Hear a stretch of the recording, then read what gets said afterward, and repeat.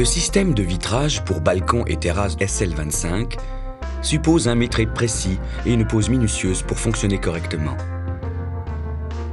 Pour tous les types de poses, fournir la mesure extérieure.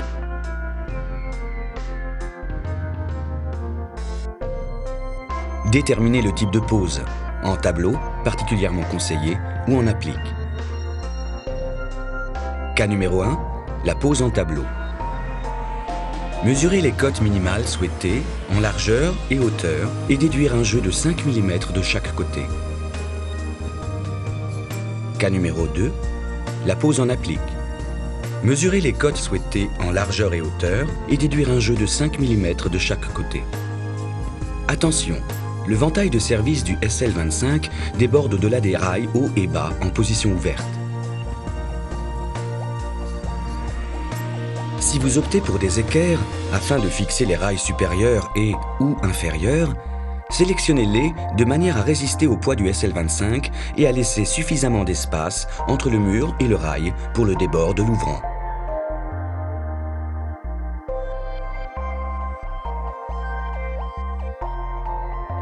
Dans le cas de passage d'angle par les différents vantaux, consultez-nous afin de vérifier la faisabilité de la fabrication.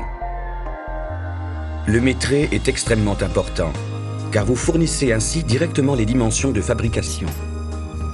Enfin, n'oubliez pas que le SL25 est un système où tout le poids des vantaux, particulièrement en position repliée, est suspendu au linteau. Utilisez une visserie adaptée à ce poids. Notez que Soprofen ne fournit ni les outillages ni la visserie de pose.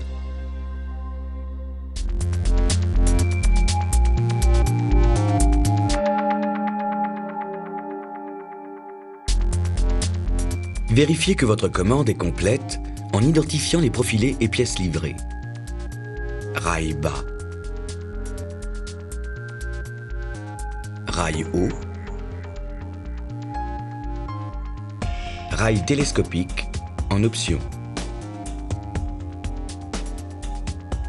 Les accessoires de l'entrebâilleur.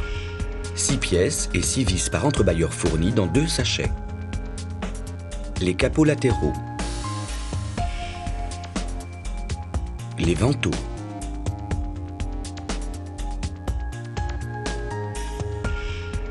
Les accessoires d'angle en option. Les accessoires de raccord entre profilés dans le cas de longueur supérieure à 6 mètres. Les pièces d'extension pour rail télescopique en option. Un élastique noir bloquant les vantaux en position ouverte fourni dans un sachet.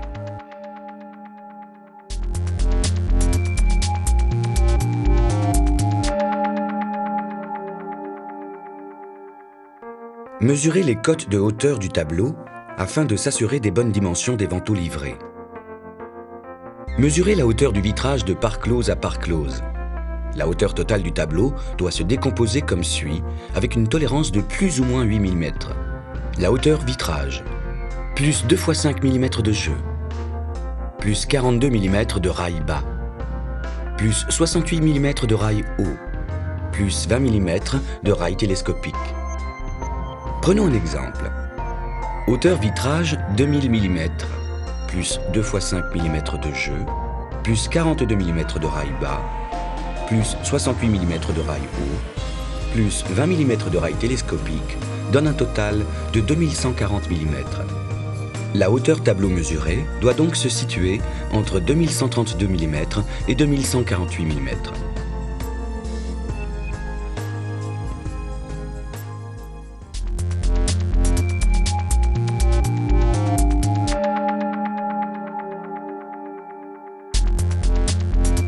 Séparez le rail haut du rail télescopique. Percez le rail télescopique de part et d'autre de la vis longue. Le diamètre des trous se fera en fonction des fixations utilisées qui dépendront elles-mêmes du support dans lequel sera fixé ce rail. Ajoutez un point de perçage dans la zone de repli des vantaux. En effet, cette fixation supplémentaire permet de supporter le poids total des vantaux en position ouverte.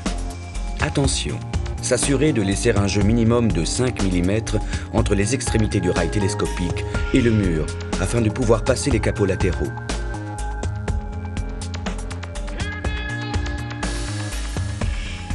Tracer l'emplacement des rails télescopiques est bas. Attention, n'ayant pas la même largeur, il est impératif de repérer leur anthrax. Il est également indispensable que les deux axes soient d'aplomb.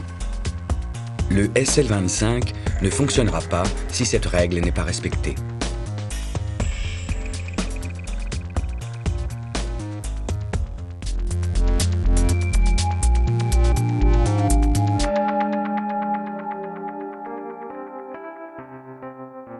Le sens de repli des vantaux, intérieur ou extérieur, conditionne l'emplacement des encoches des rails.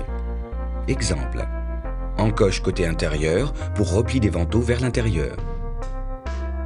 Prépositionner le rail télescopique et repérer les points de perçage dans le linteau.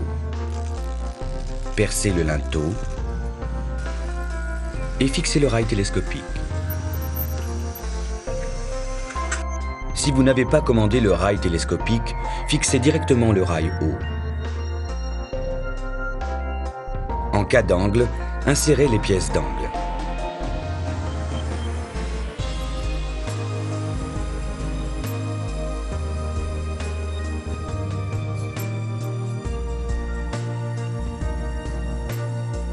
Insérez le rail haut dans le rail télescopique en alignant les écrous du rail haut à la vis du rail télescopique.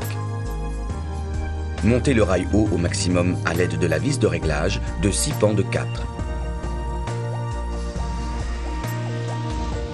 Prépercez le rail bas et les capots latéraux. Prépositionnez le rail bas et les capots latéraux afin de repérer les points de perçage au sol. Percez le support. Mettre en place l'ensemble constitué du rail bas et des capots latéraux. Fixez le rail bas en s'assurant qu'il soit de niveau. Fixez également les capots latéraux au tableau. Toute la structure est maintenant posée. Nous avons donc un cadre dormant composé du rail télescopique, du rail haut, du rail bas et des deux capots latéraux.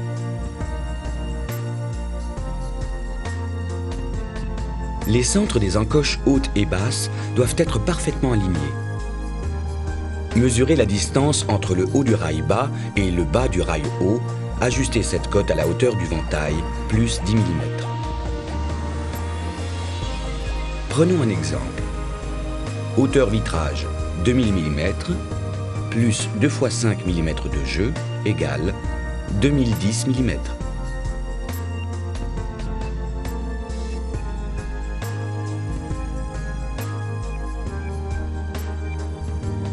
Étant donné que le rail bas est de niveau, le seul réglage possible s'effectue en montant ou en descendant le rail haut à l'aide des vis du rail télescopique. Utilisez une clé 6 pans de 4 et ajustez la hauteur au niveau de chaque vis.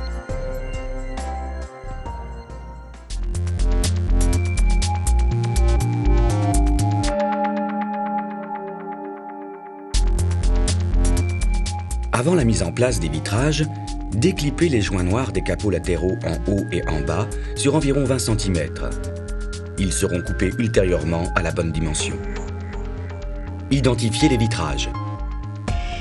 La numérotation va de la gauche vers la droite, vue de l'intérieur.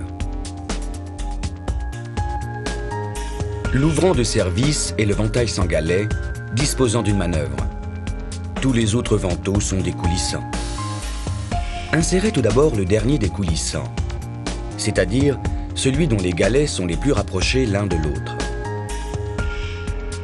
Respectez le sens d'introduction tel qu'il est indiqué sur ce film.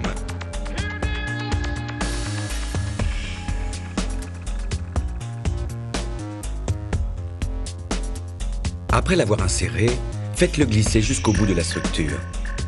Le système de galets assure un jeu constant et non modifiable en partie haute.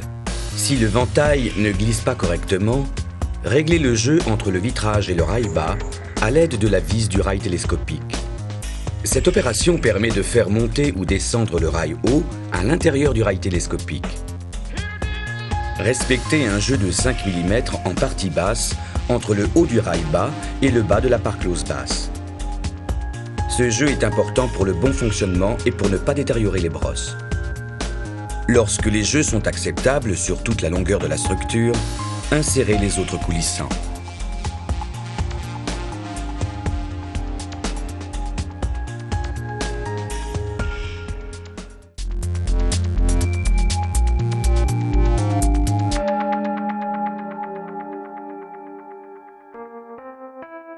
Préparez le ventail de service en dévissant les caches haut et bas au point indiqué. Déclippez les parcloses hautes et basses à l'aide d'un ciseau à bois par exemple. Dès que ces pièces sont retirées, mettre le ventail en place en le glissant sur les ferrures déjà fixées sur les rails hauts et bas. Bloquez légèrement les pommelles contre le ventail à l'aide des vis pointeaux.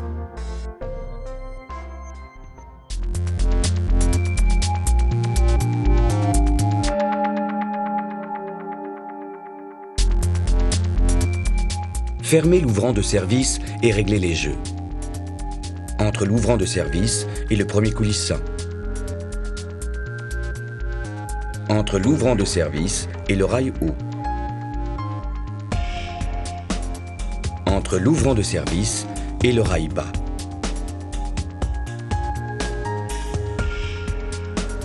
Pour régler ces jeux, utilisez simultanément les outils suivants. Les vis du rail télescopique, le positionnement de l'ouvrant de service dans les pommelles préfixées à l'aide des vis pointeaux. Notez que cette ferrure, taquet Zamac, est également amovible. Dès que les jeux sont satisfaisants et constants, serrez les vis des ferrures pour bloquer le ventail de service.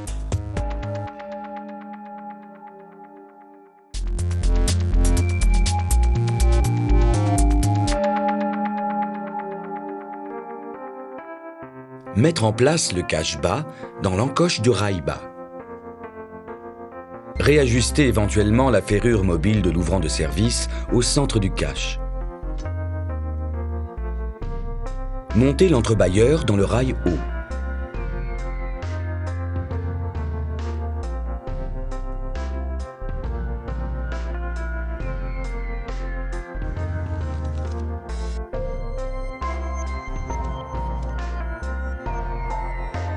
Reclippez les parcloses de l'ouvrant de service et revissez les caches.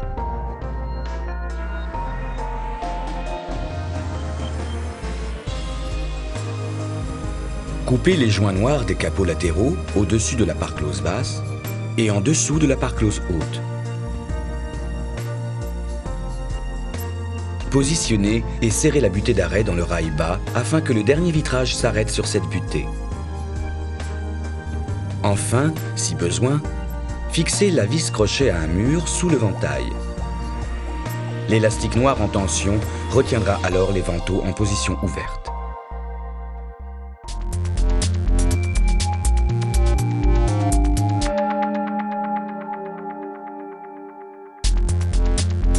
Procédez comme avec un ouvrant de service. Dévissez les caches haut et bas. Déclipper les parcloses, mettre le ventail en place en le glissant sur les ferrures déjà fixées sur les rails hauts et bas.